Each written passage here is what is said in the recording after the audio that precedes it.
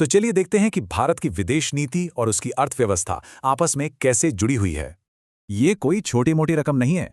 सिर्फ एक महीने में भारत के फॉरेन रिजर्व से $30 बिलियन कम हो गए। अकेले मार्च महीने में ही रिजर्व्स $728 बिलियन से गिरकर 700 बिलियन से भी नीचे आ गए। तो सवाल ये है कि इस आर्थिक दबाव की वजह क्या है, और इसका एक बड़ा कारण है ब्रिक्स। भारत इस साल ब्रिक्स का अध्यक्ष है और यहीं से एक बड़ी जियोपॉलिटिकल दुविधा शुरू होती है। ब्रिक्स का नया सदस्य ईरान भारत पर अमेरिका और इजराइल के खिलाफ बयान देने का दबाव बना रहा है। अब भारत के लिए मामला फंस गया है। ईरान की माने तो अमेरिका नाराज, ना माने तो समिट फेल।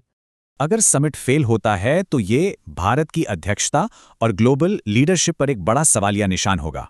तो एक तरफ तो ये तनाव है, लेकिन दूसरी तरफ एक पड़ोसी देश के साथ रिश्ते मजबूत हो रहे हैं। बात हो रही है बांग्लादेश की। भारत ने हाल ही में ईंधन भेजा और बदले में आईपीएल का बैन भी हटा।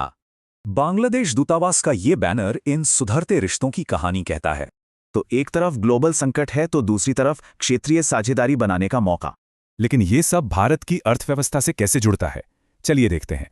देखिए, इस तरह की जियोपॉलिटिकल अस्थिरता का सीधा असर रुपए, एक्सपोर्ट और जीडीपी ग्रोथ पर पड़ता है। तो विदेशी मुद्रा भंडार में ये $30 बिलियन की गिरावट सिर्फ एक नंबर नहीं, बल्कि इन ग्लोबल टेंशन्स का सीधा नतीजा है। तो बड़ा सवाल यही है, आखिर कोई देश ग्लोबल पॉलिटिक्स और अपनी इकोनॉमी के बीच संतुलन कैसे बना सकता है?